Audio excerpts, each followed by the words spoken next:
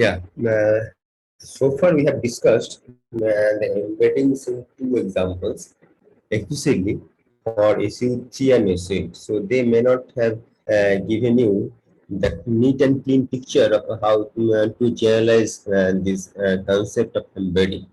But that was useful, in the sense that okay, to start with some kind of a toy models, how this embedding works or what is the meaning of embedding, and for same presentations when we talk about different kind of embeddings, how they look like. So then actually it will be good idea once you have some basic idea about the embedding. It is the right time and to discuss that how generic this embedding could be prescribed. So the question that we start with, that is there any systematic way to understand these embeddings, particularly in terms of the Dirichlet diagram. So let's try to address this thing. So we note that by removing one dot from SO8 Dimkin, so we produce either SU5, sorry, SU4 or SU2Q. So both of which appear with an extra U1 factor, right? So that we have already noticed. And the same happens for the embeddings into SU3 as removing one dot else SU2, which is embedded with a U1 factor as well. Like if you remember that SU3 contains the embedding in the not in the form of SU2 only, but rather it's SU2 cross U1. So this leads to the following rule. So the rule is as the following, and this is the first rule we are introducing here. Okay. So start with the Dirichlet diagram of an algebra G of rank n. Okay. Then now remove a dot from it, yielding the Dirichlet of a smaller algebra H of rank n minus 1. So remember, so whenever you have a these dots or the circles, okay, when you remove them, so basically you are reducing rank of the algebra by 1. So that's the reason for going from rank n algebra of G to rank n minus 1 algebra of H. This results in the regular maximal non-semi-simple embedding, okay, with a U1 factor. For example, G contains like H cross U1. And this accounts for two of the SO8 embeddings, if you remember, which were like SU4 cross E1 or SU2Q cross E1. But we have also noted one embedding of products of simple algebras without loss of rank. For example, like SO4 cross SO4 or SU2 to the power 4, like or 4 copies of SU2. So there is no E1. So how to explain that thing? To account for this kind of embedding, so Dirichlet invented the extended Dirichlet diagram. This is something new concept actually. Okay, extended Dirichlet diagram. So far we are starting with a parent group and parent algebra and its corresponding Dirichlet diagram, and then looking into that, remove the nodes and all those things. But here we are introducing something as prescribed by Dirichlet. It's called the extended Dirichlet diagram. Now, what is extended Dirichlet diagram? It has one more node, okay, and then removed a node from it to obtain the Dirichlet diagram of the subalgebra. So this is very interesting. So if the extra node is the negative of the highest root of the original algebra, then the difference of the root with any other simple root is not a root. So as the principle of the root that we have learned so far, so that the removal of any node from the extended Dirichlet diagram produces a Dirichlet diagram of the same rank as the original algebra, right? So first you increase, add that and then remove that. So that's a kind of a retaining your original algebra. Hence, we introduce the second rule here, which reads as like remove a dot from the extended Dirichlet diagram of an algebra G of rank n to generate the Dirichlet diagram of an algebra H of the same rank. Okay, so resulting in the regular maximal semi-simple embedding G contains the H. Both have the same rank. So this is called the when we talk about symmetry making.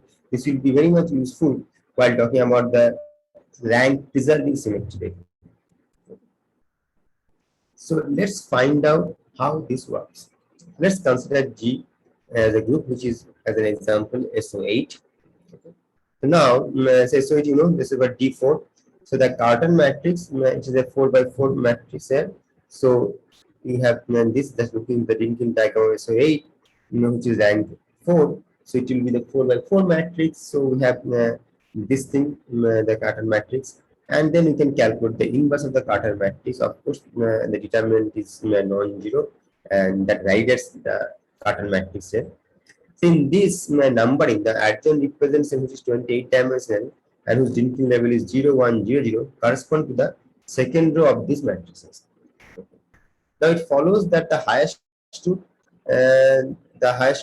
which is basically the highest weight of the adjoint representation is read from the inverse of the Cartan matrix as theta are equal to alpha 1 plus 2 alpha 2 plus alpha 3 plus alpha 4. And remember the alpha is basically the simple loop. So you can see this is the 2 times the row of this thing.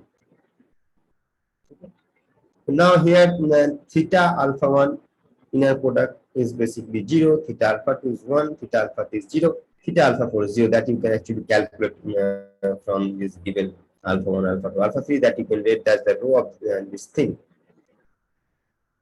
Thus, theta has the same length as other simple loops and is connected by one line to the second simple loop. So if it's not same length, then it may not be connected by one line, it will be different one, and that we'll see in different example.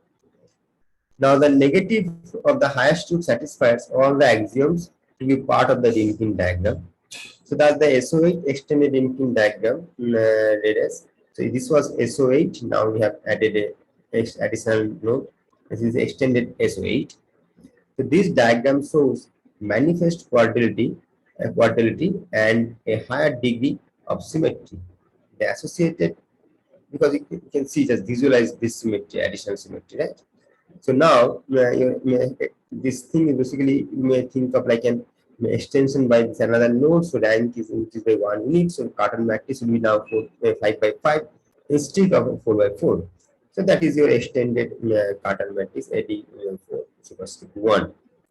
So this Cartan matrix satisfies all the properties to be a Cartan matrix, first of all, except that its determinant vanishes. So determinant of this thing is 0.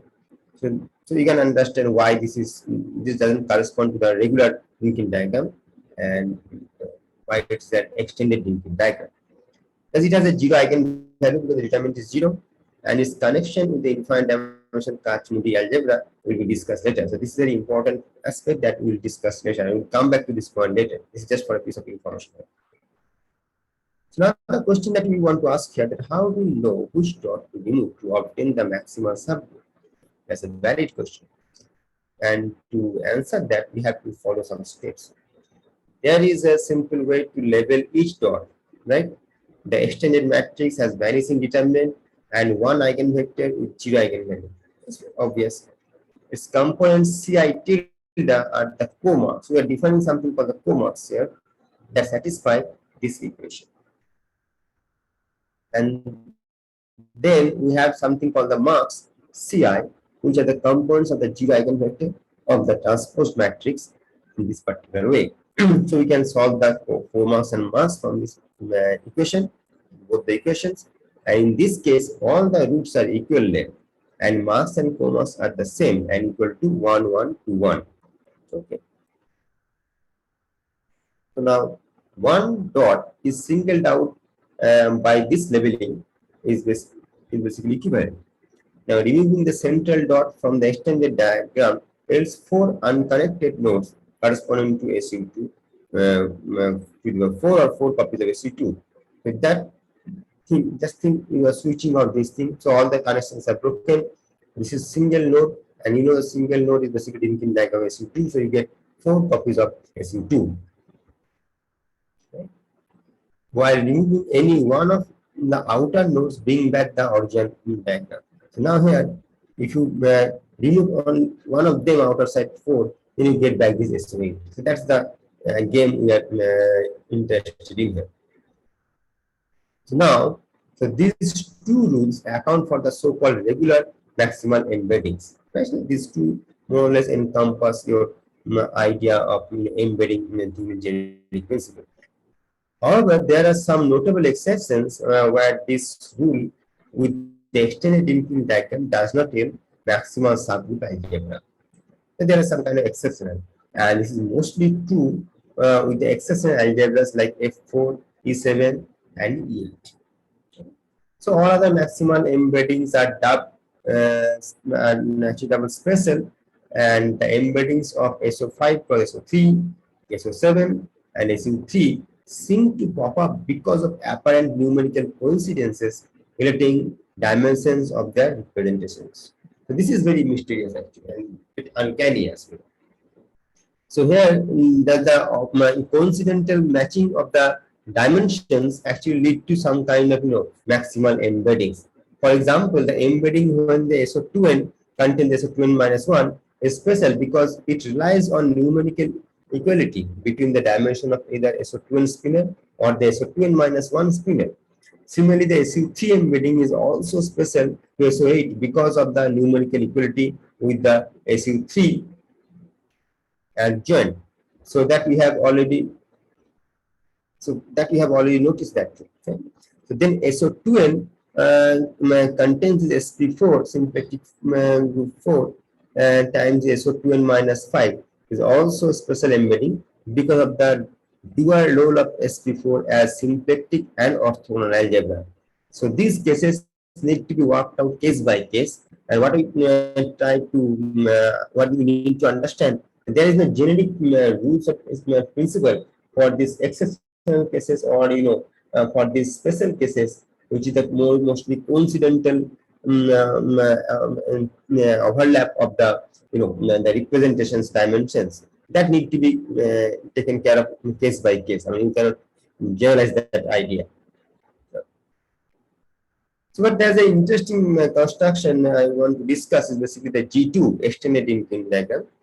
So the G2 Cartan matrix and its inverse are basically written as this is a rank 2. So, but the Dimkin diagram you can see this is a minus 3. So there are two blobs. One is basically the shorter root. So they'll be connected by the three such lines. Okay, and it's inverse radius like this. Okay. So in this numbering, the long root is in the first Dimkin level. So the adjoint 14 is basically correspond to the first row. Hence, the highest root will be written as theta equal to 2 alpha 1 plus 3 alpha 2. Okay. And since theta alpha 1 is equal to 1, theta alpha 2 equal to 0, the negative highest root is a long root connected to the alpha 1 node by one line. Thus, the extended G2 Ringkin diagram is based on this pattern. So, this is the G2 and this is the extended one. So, now the extended Cartan matrix is given like in this particular form. Just think about that this is the original Ringkin diagram and this is the now modified Cartan matrix. But the modified Ringkin diagram and modified Cartan matrix. But as we have seen also earlier, the determinant of the modified or the extended Cartan matrix is 0, so it is also satisfying that part as well. Now the marks here are 1, 2, 3, and the co-marks are 1, 2, 1. So unlike the previous case, now they are different. Okay, now they are different. So the co-marks single out one node, and its removal produces the maximal embedding. So the removal of short node yields SU3 linking. Okay, so here a short node actually SU3. So you remove this part, you get this SU3, right? This two dot line single, two dots connected by single line. Okay, and the removal, yeah. So and with embedding of G2 subordinate when G2 contains as the SU3, and your 7-dimensional representation of G2 will be written as 3 plus 3 bar plus 1. So this is a fundamental representation of SU3. The adjoint of G2 14 is 8 plus 3 plus 3 bar. It contains the SU3 adjoint. So they are satisfying all the embedding that we have previously discussed. The removal of middle node yields a Dimkin diagram SU2 plus SU2. So if you remove this one, okay, so then you get to see this and this separate is like SU2 plus SU2.